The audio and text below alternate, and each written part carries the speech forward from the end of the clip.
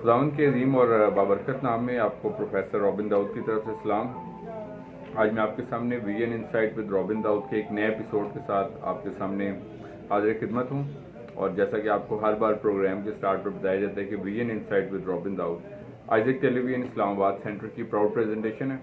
जिसमें हमारा मकसद होता है ख़ास तौर पे हमारे जो नौजवान हैं, हमारे यंग प्रोफेशनल्स हैं और तमाम वो लोग जो लाइफ के मुख्तलिफ पहलुओं से जिनका ताल्लुक़ है, ये प्रोग्राम उनके लिए एक गाइडलाइन का रोल प्ले करता है। और being the host of this programme मेरा दिल खुदा की शुक्रगुजारी से भरपूर है। अपनी सलाहियतों को, अपनी एबिलिटीज़, अपने इल्म को, अपने मतलब टैलेंट्स को वो हम उसके लोगों के लिए इस्तेमाल करें, अपलिफ्ट और थॉट शेयरिंग्स के लिए इस्तेमाल करें। और ये प्रोग्राम जबकि गुज़िश्ता एक तवील अरसे से आपके साथ शेयर किया जा रहा है, तो मैं समझता हूँ कि ये this program is proving to be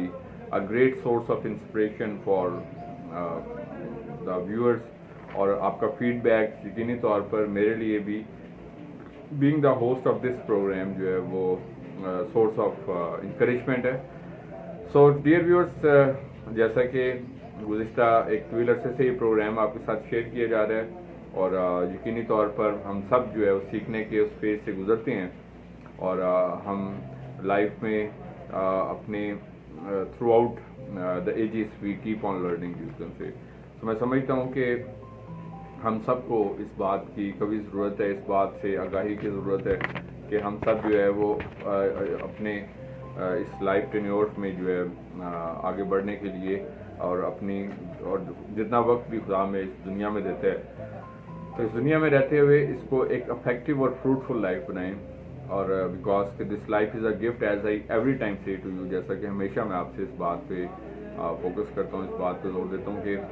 खुदा ने जब कि हमें ज़िंदगी एक गिफ्ट के तौर पर बख्शी है, तो हमें इसको फ्रूटफुल और प्रोडक्टिव लाइफ बनाने के लिए अमली इक़दाम करने हैं। सो डियर व्यूअर्स, जिस तरह कि आप जानते हैं जो मेरे इस प्रोग्राम के रेगुलर व्यूअर हैं और वो जानते हैं कि गुज़िश्ता कुछ हफ्तों से हमने बुक्स जो हैं, डिफरेंट जो रिनाउंड बुक्स हैं, जो डिफरेंट रिनाउंड ट्रेनर्स हैं, माइंड ट्रेनर्स हैं, या जो डिफरेंट थॉट्स शेयरिंग जो पीपल हैं, उनके वाले से जो थॉट प्रोवोकिंग जो बातें शेयर की जाती हैं उसमें, तो मैं समझता हूँ क्योंकि आज की सोसाइटी में इस बात का फुकदान भी है कि हम लोग बुक रीडिंग नहीं करते, या सिर्फ जो हमारे स्टूडेंट्स भी हैं यूजली वो वही बुक्स पढ़ते हैं जो कि उनके कोर्सेज से रिलेटेड हैं। तो मैं समझता हूँ कि किताबें पढ़ना जो है ये हमारे माइंड्स को ओपन करता है और इसके साथ साथ हम बहुत सारी चीज़ें जो हैं वो गेन करते हैं, सीखते हैं और उसी से अपनी लाइफ में डिफरेंट वैल्यूएबल थॉट्स भी हम हासिल करते हैं। तो आज जो मैं आपके साथ जिस राइटर की किताब के बारे में जो ब्रीफ समरी शेयर करूँगा, पिछले 3 एपिसोड्स में मैंने आपसे डिफरेंट राइटर्स जो हैं आपके साथ शेयर किए उनकी बुक्स के बारे में। सो ये किताब है basically ego is the enemy. इसके बारे में आज हम सीखेंगे कि इंसान की जो ईगो होती है वो किस तरह उसके लिए एक एनिमी होती है। बेसिकली हम में से बहुत सारे लोग होते हैं, अक्सर औकात जो है वो अपनी ही ईगो में एक लाइफ को गुजारते हैं। अब उनके अंदर बहुत ज़्यादा मैं होती है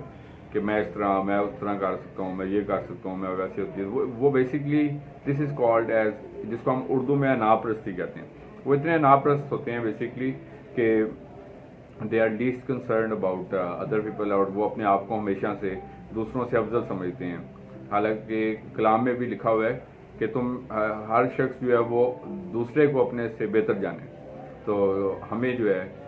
उस टीचिंग पे भी अमल करते हुए अगर हम बात करते हैं, तो ये किताब जो है बहुत ही खूबसूरती से इसका अगर आप मुतालिया करें, आप इंटरनेट पे भी सर्च कर सकते हैं। Ego is the enemy by Ryan Holiday के नाम से वो राइटर है, उसने लिखी है। इसमें उसने चंद ऑब्जर्वेशंस जो है बयान किए हैं डे टू डे लाइफ से के हवाले से कि किस तरह ये जो हमारा ईगोइज्म वाला जो बिहेवियर होता है, अनापरस्ती का जो रवैया होता है, वो किस तरह हमारे लिए एक चैलेंज होता है। और उसमें उसने कुछ थॉट्स शेयर किए हैं कि हम इससे बाहर आके कैसे एक हेल्दी और सक्सेसफुल लाइफ और हैप्पी लाइफ भी उसको हम लीड कर सकते हैं। तो मैं आपके साथ इस बुक के 16 की पॉइंट्स जो हैं वो शेयर करूँगा। 16 पॉइंट्स हैं, चूँकि पर्पज़ इस प्रोग्राम का वीएन इनसाइट का ये है कि अवेयरनेस देना, शाउट देना, एजुकेट करना। तो फर्स्ट जो इसकी थॉट इस किताब में उसने शेयर की है, that is virtue is filled with courage. यानी कि कोई भी जो खूबी होती है उसका जो बेसिक होता है वो बेसिकली करेज के ऊपर होता है कि अगर आपके अंदर हौसला है तो आप इवन अच्छा काम भी करना चाहते हैं, आप एक सोशल वर्कर बनना चाहते हैं, आप खिदमत करना चाहते हैं, आप कोई भी अच्छे स्पीकर बनना चाहते हैं, एक अच्छे राइटर, तो इस सब के लिए जो है वो करेज की ज़रूरत होती है। लेकिन जब ईगोइज्म का रवैया होता है तो हमारे अंदर इवन कुछ भी अगर कोई खूबी उस तरह की नहीं भी एग्जिस्ट कारी होती हैं, ज़्यादा नहीं कारी होती, लेकिन हम जो है वो ज़्यादातर तो जो सिर्फ अपनी मैं के ऊपर ही देते हैं और लाइफ में कुछ भी सीखने से कासिर रहते हैं। So that is Y first point को हम इस किताब में से हमने 16 पॉइंट्स में आपके साथ शेयर करूंगा। तो पहला पॉइंट ये है कि विर्च्यू फिल्ड विद करेज, कि आप कुछ भी लाइफ में गेन करना चाहते हैं, अचीव करना चाहते हैं, सक्सेस गेन करना चाहते हैं, कामयाबी हासिल करना चाहते हैं, खुशी हासिल करना चाहते हैं, या लाइफ में एक सक्सेस स्टोरी बनना चाहते हैं, तो या कोई एबिलिटी को अपने अंदर बेहतर बनाना चाहते हैं, तो उसका आगाज़ जो है वो इंसान की करेज के साथ होता है, हौसले के साथ होता है। तो जब आपके अंदर करेज नहीं है, कॉन्फिडेंस नहीं है, तमाद नहीं है कि मैं ये काम, तो आप कभी भी अपने उस स्किल को, चाहे वो म्यूज़िक रिलेटेड है, स्पीच रिलेटेड है, या किसी चीज़ से भी रिलेटेड है, तो आप उसको कल्टीवेट नहीं कर सकते, आप उसको आगे नहीं बढ़ा सकेंगे। तो दैट इज़ वाई ज़रूरत है इस बात की कि हमें अपनी लाइफ में करेज का मुजाहरा करना है, करेज के साथ काम करना है। दूसरी चीज़ है wherever you are whatever you do your worst enemy lives inside. वो कहते हैं कि आप जहाँ कहीं भी जाएं, आप जहाँ कहीं भी रहें, आपका सबसे बड़ा जो दुश्मन है, जिसको हम बदतरीन दुश्मन कहते हैं, यानी कि वर्स्ट एनिमी कहते हैं, तो वो कहते हैं कि आपका बदतरीन दुश्मन जो है वो आपके अंदर रहता है। मतलब आपका बदतरीन दुश्मन, हम समटाइम समझते हैं कि लोग हमारे दुश्मन हैं, ये हम पे तनकीद करते हैं, हम समझते हैं कि हालात जो हैं वो हमारा सबसे बड़ा दुश्मन है, बहुत सारी चीज़ों को हम मतलब ऐसा समझते हैं। लेकिन मैं आपको राइटर के अकॉर्डिंगली, और ये बात दुरुस्त है कि इस सारे प्रोसेस का आगाज़ जो है वो हमारी थॉट्स के साथ होते हैं, हमारे माइंड्स के साथ होते हैं। So that is why if you want to cultivate the truth, cultivate the success, cultivate happiness, cultivate peace, तो इस सारी चीज़ के लिए ज़रूरी है कि आपका जो अंदर जो इंसान है, the human being which lives inside you. अब इसे क्या मुराद है कि समटाइम्स हम दिखने में कुछ और होते हैं लेकिन अंदर से कुछ और होते हैं। So this is a paradox जिसको हम कहते हैं। तो हमारा असल दुश्मन कौन है? हमारे अंदर है। और वो दुश्मन क्या है? जो हमें झूठी तसल्ली देता है कि हम जो है बहुत कुछ हैं, और असल में मतलब ऐसा हम सब, वो अंदर से हमें बताता है कि आप बहुत ऐसे अच्छे हैं, और लेकिन आप बहुत मतलब किसी भी तरीके से हमें जो है वो अंदर से वो जो ह्यूमन बीइंग जो हमारे अंदर बसता है, सो वो हमारा सबसे वर्स्ट एनिमी होता है। सबसे बेस्ट फ्रेंड भी हो सकता है और सबसे वर्स्ट एनिमी भी। लेकिन अगर हमने अपनी थॉट्स को सिर्फ और सिर्फ झूठ की बुनियादों पर ही खड़ा किया हुआ है कि हकीकत कुछ और होती है, जिस तरह के हम अक्सर लोगों के रवैयों में देखते हैं कि जो कुछ वो नहीं होते वो बताते हैं। उसकी बुनियाद ये होती है कि वो जो उनका अंदर का इंसान होता है वो उनको इस बात के लिए कायल करता है कि हम झूठ बोलें। मसलन हम अगर एक चीज़ अगर 1000 रुपये की खरीद के लेके आते हैं तो हम कहते हैं ये 1500 की खरीद के लाए हैं, या 2000 की खरीद के लेके आए हैं। या मसलन हम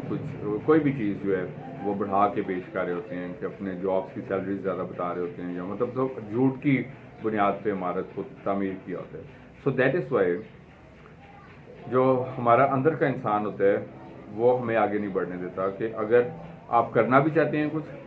तो वो हमारा जो इनसाइड ह्यूमन बीइंग होता है वो हमें रोक लेता है कि नहीं, आप नहीं कर सकते, ये तो बहुत मुश्किल चीज़ है, इसके लिए तो आपके पास इतना माइंड भी नहीं है, इतना तो मतलब। लेकिन जो हमारा अच्छा, जिसको हम कहते हैं, वही जो हमारे अंदर इंसान बसता है, वो हमारा एक अच्छा बेस्ट फ्रेंड भी है, एक पॉजिटिव ह्यूमन बीइंग है जो हमारे अंदर बसता है, तो वो हमें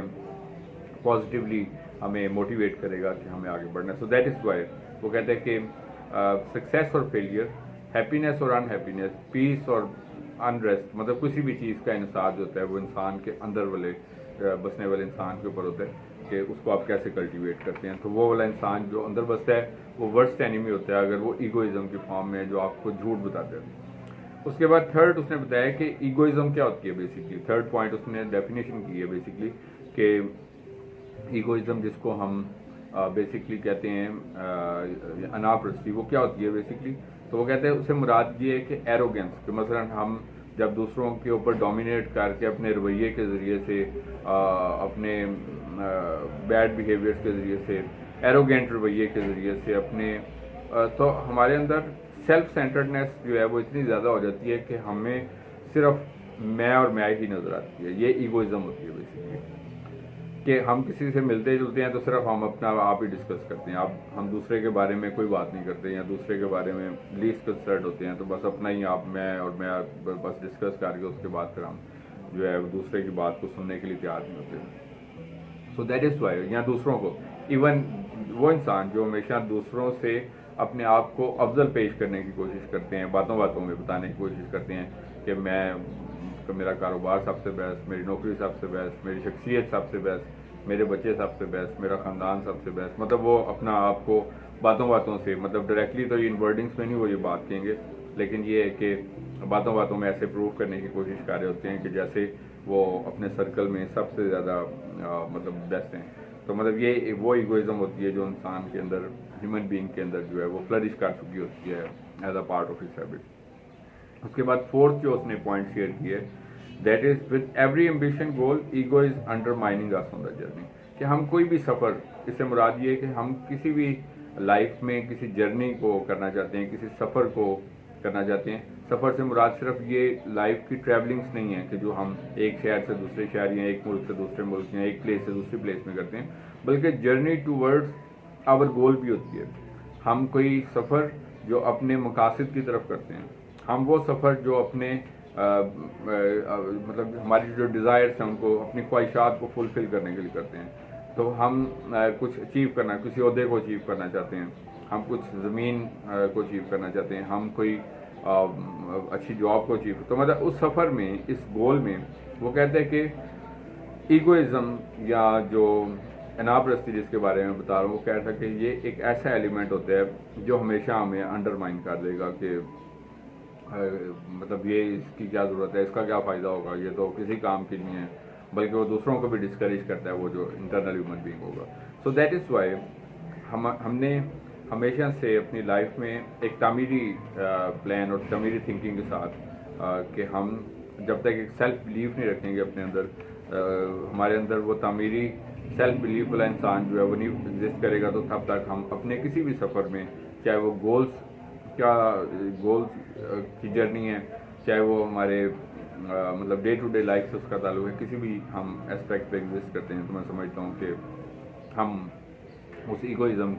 जो हमें अंडरमाइन कर देता है कि नहीं हमें ऐसा नहीं करना चाहिए, हमें रोक देता है, या जो कहता है कि आप ऐसा नहीं कर सकते या नहीं करना चाहिए, तो मतलब वो एक ऐसा स्ट्रगल है। तो हम बुक जिसका जिक्र कर रहे हैं, that is ego is the enemy. So ego is the enemy में हम सीख रहे हैं कि कौन से ऐसे एलिमेंट हैं जो उसने अपनी किताब में जिक्र किया है कि जो इंसान को हर्डल्स जो हैं वो डालते हैं, इंसान को रोकते हैं, और इंसान के लिए वो ईगोइज्म जो है वो किस तरह एक बड़ा प्रॉब्लम बनती है। उसके बाद पांचवी जो बात उसने जिसका जिक्र किया है, दैट इज़ वो कहता है कि अगर आप अपनी ज़िंदगी से, तो ये किताब बेसिकली मैंने आपको बताया था, ये रेयान हॉलीडे ने ये किताब लिखी, ईगो इज द एनिमी। इसको आप नेट पे भी सर्च जरूर कीजिएगा, और अगर आपके पास टाइम हो तो बहुत ही मोटिवेटिंग किताब है, तो आप इसके बारे में ज़रूर पढ़ें। तो उसने लिखा है कि जब हम अपनी लाइफ से ईगो को रिमूव कर देते हैं, तो फिर जो पीछे बचता है वो हकीकत होती है। सो अनापरस्ती जब हम निकाल देते हैं, ईगोइज्म निकाल देते हैं अपनी लाइफ से, तो पीछे क्या बचता है? हकीकत। तो हमें हकीकत में रहना है। लेकिन जो हमारे अंदर ईगोइज्म होती है वो हमें झूठ बताती है, वो हमें मतलब सच्चाई से दूर रखती है, वो हमें उस हकीकत से रोशनास नहीं होने देती, वो हमें मतलब उस तमीरी सोच की तरफ नहीं जाने देती। So that is why we are unrealistic basically. मैं मेजॉरिटी में हर शख्स की बात नहीं कर रहा, बहुत सारे लोगों को मैं देखता हूँ, बहुत they are man of principle. वो लोग जो हैं वो असूल पसंद लोग होते हैं, हकीकत पसंद लोग होते हैं, और मैं समझता हूँ कि हम जैसे हैं हमें अपने आप को वैसा दिखाना चाहिए, वैसा बताना चाहिए, वैसा पेश करना चाहिए। लेकिन प्रॉब्लम ये है कि हम अपने आप को वो बताते हैं जो हम नहीं होते, हम अपने आप को वैसा पेश करते हैं हम जैसे नहीं होते। सो इस वजह से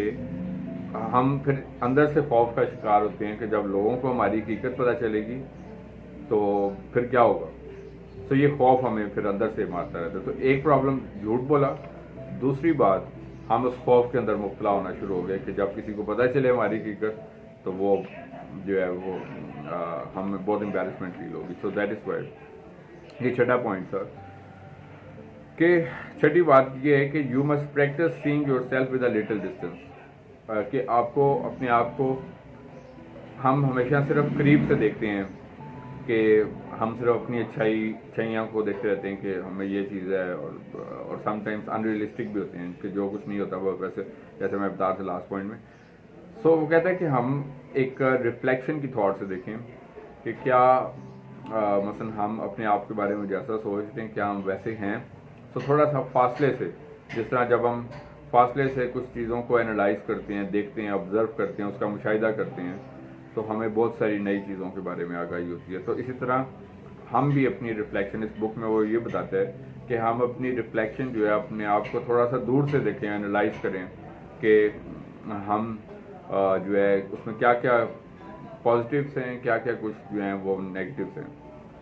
तो थोड़ा सा डिस्टेंस से भी अपनी शख्सियत को एनालाइज करना ज़रूरी है किताब के राइटर के मुताबिक। उसके बाद नेक्स्ट है कि उसके थॉट के अकॉर्डिंगली जो चीज़ इस वक्त सबसे रेयर है वो सच्चाई है, सच है। और जो चीज़ सबसे रेयर है उसने चंद और चीज़ों की निशानदेही भी की है कि जो चीज़ें रेयर हैं वो स्किल्स हैं, टैलेंट्स हैं, काबिलियतें हैं, कॉन्फिडेंस हैं, हम्बलनेस है, एतमाद है और सेल्फ अवेयरनेस है। एक होता है जनरल अवेयरनेस के मतलब हम दूसरों को कोई ना कोई आगाही देते हैं, लेकिन हमारी जो सेल्फ अवेयरनेस होती है, सेल्फ अवेयरनेस से मुराद अपने बारे में अवेयरनेस, वो बहुत कम होती है। हम दूसरों को बहुत जल्दी जज करते हैं कि फ़लाँ शख्स ऐसा है, उसमें गलतियाँ निकालती हैं, फिर हम कहते हैं वो तो मतलब कोई भी गलती निकालते हैं कि वो इस तरीके से है, वो लेट आता है, वो देर से उठता है, वो फलां करता है, वो कोई तो हम बहुत जल्दी पिन पॉइंट करते हैं। लेकिन हमें अपना आप जो है, हमें चाहिए कि हम अपने गिरबान में भी देखें कि हमारे अंदर भी बहुत सारे, सो दैट इज़ वाई हमें इख्तियार नहीं है इस बात का इंसान होते हुए कि हम दीगर इंसानों को जज करें। तो वो ये कहते हैं कि उस किताब में जो 7वां पॉइंट उसने मेंशन किया है वो ये पॉइंट है कि जिस चीज़ की सबसे ज़्यादा कमी है वो सच्चाई की है, ट्रुथ की और सेल्फ अवेयरनेस की, यानी कि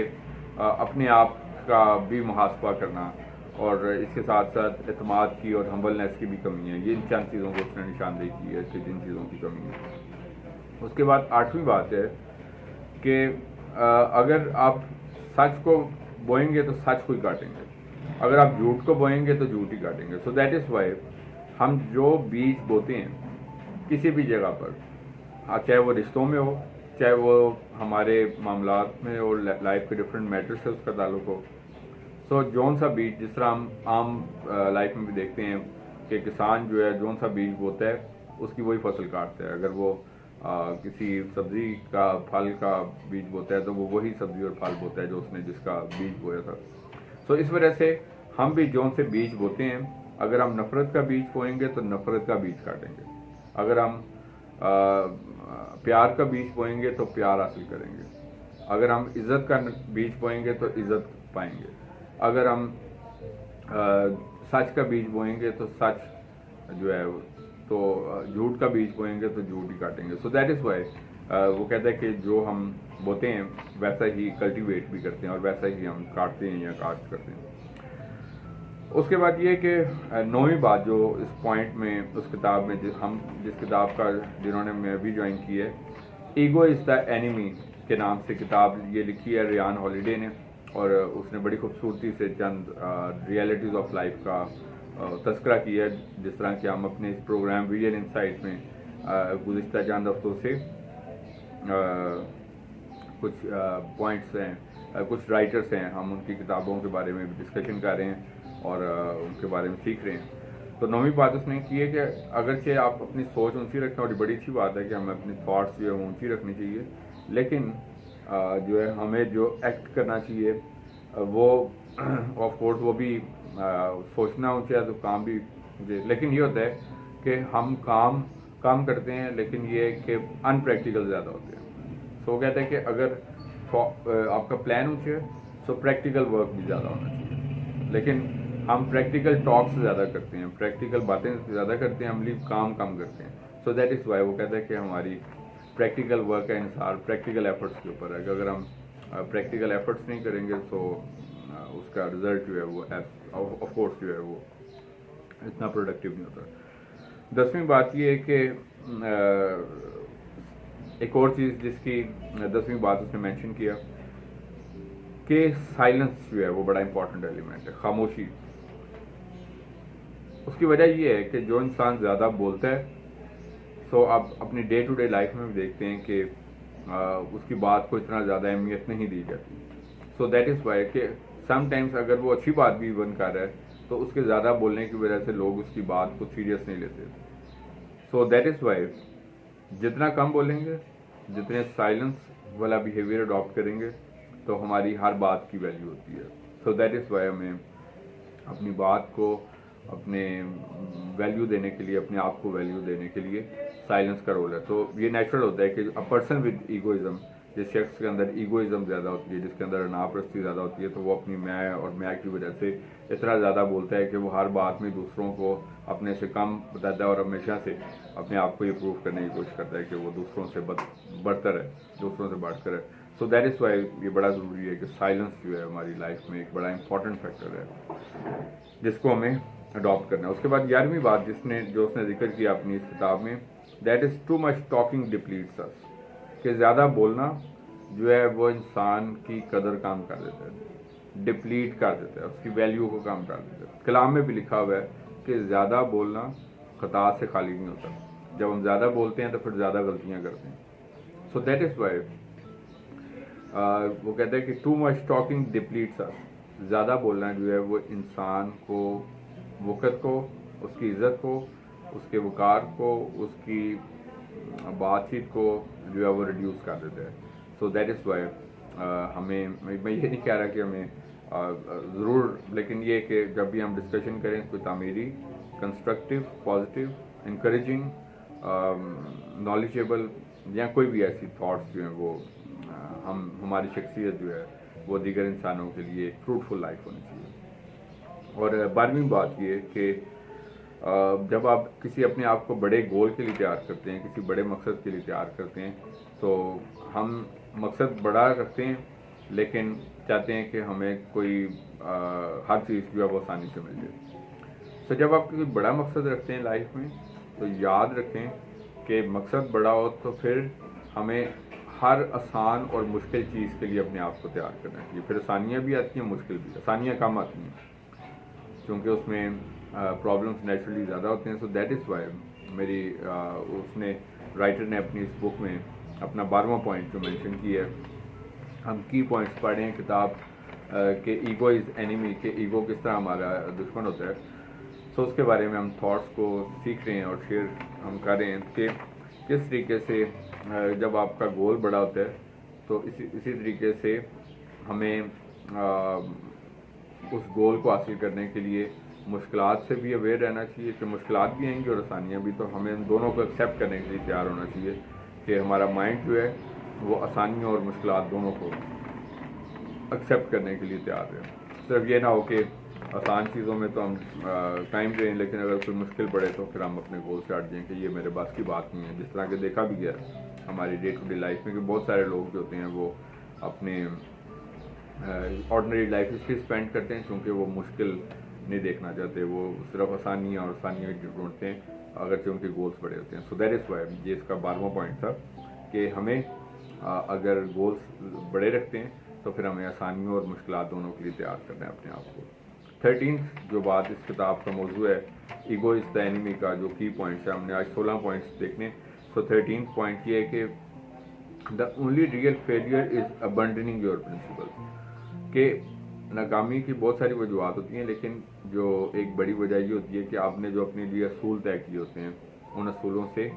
हट जाना, उन असूलों से पीछे हट जाना, उनको गिव अप कर देना। जिस तरह अक्सर देखते हैं हम स्टूडेंट्स की एग्जांपल लेते हैं कि वो अपना एक टाइम टेबल बनाते हैं कि बस अब एग्ज़ाम नज़दीक आ रहे हैं, बस अब हमने अपना एक टाइम टेबल बना लिया, हमने ऐसा करना है, लेकिन कुछ आधे दिन बाद वो उससे हट जाते हैं। और इसी तरीके से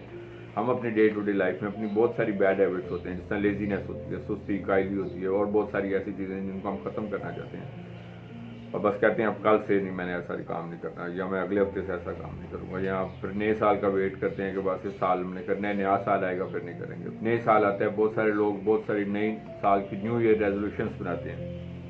और फिर जैसे जैसे वो दिन गुजरते जाते हैं तो वो अपने रियल प्रिंसिपल से भी उबार जाते हैं। तो उसने अपनी किताब में ये मेंशन किया है, एक इम्पॉर्टेंट प्रिंसिपल है कि हम अपनी गोल्स जो हमने तय किए हैं उस तक ना पहुंचने की एक बड़ी वजह ये होती है कि हम अपने असूलों से पिछाड़ जाते हैं, अपने प्लान से पिछाड़ जाते हैं, अपने गोल से पिछाड़ जाते हैं। तो ये एक बड़ी वजह होती है। 14th पॉइंट जो उसने अपनी किताब में हम पढ़ रहे हैं इस वक्त, किताब ego is the enemy by Ryan Holiday की रिसर्च स्टडी है,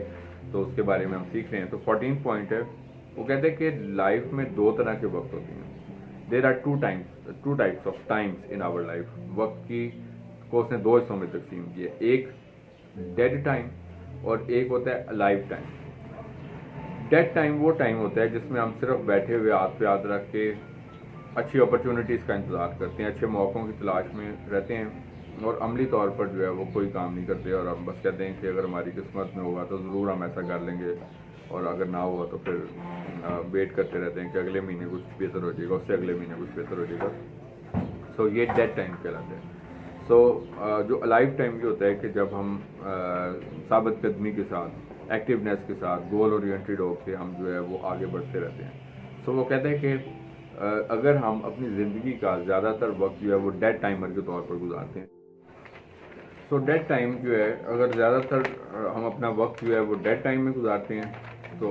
इट मीन्स कि we have nothing to gain. So remember this principle of dead time and alive time in our life. उसके बाद 15वीं बात यह है कि जैसे जैसे हम सक्सेस गेन करते हैं, हम आगे बढ़ते रहते हैं, हमारी रिस्पॉन्सिबिलिटीज़ चेंज होती रहती हैं, हमें रिस्पॉन्सिबिलिटीज़ बढ़ती रहती हैं। तो जो लोग अपने आप को उन जिम्मेदारियों के लिए तैयार नहीं करते, वो लोग लाइफ में सफ़र करते हैं, डिफ़िकल्टीज़ का सामना करना पड़ता है। तो इसलिए वक्त के साथ साथ हमारी जिम्मेदारियाँ तब्दील होती रहती हैं, बढ़ती जाती हैं। जिस तरह जब हम बचपन में होते हैं कोई जिम्मेदारी नहीं होती, फिर थोड़े से और बड़े होते हैं, थोड़ी सी बढ़ जाती हैं, फिर आप मैरिड लाइफ में आते हैं, फिर और जिम्मेदारियाँ बढ़ जाती हैं, प्रोफेशनल होते हैं साथ और जिम्मेदारियाँ बढ़ जाती हैं। सो दैट इज़ वाई जो लोग अपने आप को इन जिम्मेदारियों के लिए तैयार नहीं करते, यूज़ तो नहीं करते, तो वो लोग जो हैं वो नेचुरली तौर पर लाइफ में बहुत ज़्यादा मुश्किलात का सामना करते हैं। और 16वीं बात, जो आखिरी बात उसमें हम देखेंगे इन की पॉइंट्स ऑफ द बुक, हम पढ़े थे ईगो इज़ द एनिमी, और इसमें से हम जो आखिरी बात है, instead of living in great stories keep working on the great work. We can say कि हम सिर्फ अपनी ओरल स्टोरीज़ के बारे में कि जी फ़लाँ शख्स जो है वो इस तरीके से बेहतर है, फ़लाँ इस तरीके से, तो हमें ये देखना चाहिए कि हम प्रैक्टिकली तौर पर, या हम अपने बारे में हम बताते हैं, जिस तरह अक्सर लोगों को यार पहले तो मैं बहुत ज़्यादा जो है ना वो इस तरह का था, पहले ना मैं बहुत कुछ, तो अब जो है, सो वो जो पास्ट होता है वो गुजर चुका होता है। सो दैट इज़ वाई हमें ये देखना होता है कि हमें अपने आप को प्रैक्टिकलिटी के लिए, यानी कि बजाय इसके कि सिर्फ हम ग्रेट स्टोरीज़ की बात करें कि फ़लाँ शख्स जो है वो किसी बड़े ओहदे पे है, फ़लाँ शख्स एक बहुत सक्सेसफुल पर्सन बन गया फ़लाँ, तो हमें ये देखना है कि हम खुद जो है अमली तौर पर ग्रेट स्टोरी की बजाय ग्रेट वर्क्स के ऊपर बिलीव करें, ताकि हम जो है वो अपनी लाइफ में एक कंस्ट्रक्टिव और तामीरी गोल्स के लिए आगे बढ़ सकें। तो ये थे स्टूडेंट डियर व्यूअर्स हमारे आज के पॉइंट्स, और आज हमारी जो मौजूद किताब थी जिसका हमने जिक्र पढ़ा। और आप जानते हैं कि जब हम गुज़िश्ता चंद हफ्तों से डिफरेंट जो रिनाउंड बुक्स हैं उनकी चूँकि मुतालिया बड़ा ज़रूरी है, हमें सिर्फ अपनी डे टू डे लाइफ के अलावा डिफरेंट थाट्स को भी सीखना ज़रूरी है। तो ये मैं गुज़िश्ता चंद हफ्तों से, तो आज हमारा जो मौजूद किताब थी अपनी लाइफ जो आज हमने डिस्कस किया, that was ego is the enemy by Ryan Holiday. तो उम्मीद है कि आपको ये प्रोग्राम जो आपने देखा, इस बुक के बारे में जो थॉट्स आपके साथ शेयर की गई, यकीनी तौर पर आपके लिए हेल्पफुल साबित होंगी। सो जैसा कि प्रोग्राम के एंड पर हमेशा आपको वर्ड ऑफ एडवाइस के तौर पर भी कहा जाता है कि हम जहाँ कहीं भी मौजूद होते हैं, हम चाहे अपने सराउंडिंग्स में, अपने नेबर्स में, अपने बिजनेस प्लेस या वर्क प्लेस में, अपने यूनिवर्सिटीज़ में, तालीमी इदारों में, हम जहाँ कहीं पे भी मौजूद हैं, हमारी ज़िंदगियों से हमेशा खुदावंद के नाम को इज़्ज़त और जलाल मिलते रहना चाहिए। इसी तरीके से आगे बढ़ते रहें, तरक्की करते रहें, खुदावंद आपको और आपके ख़ानदानों को बड़ी बरकत दे। Thank you very much and God bless you from professor.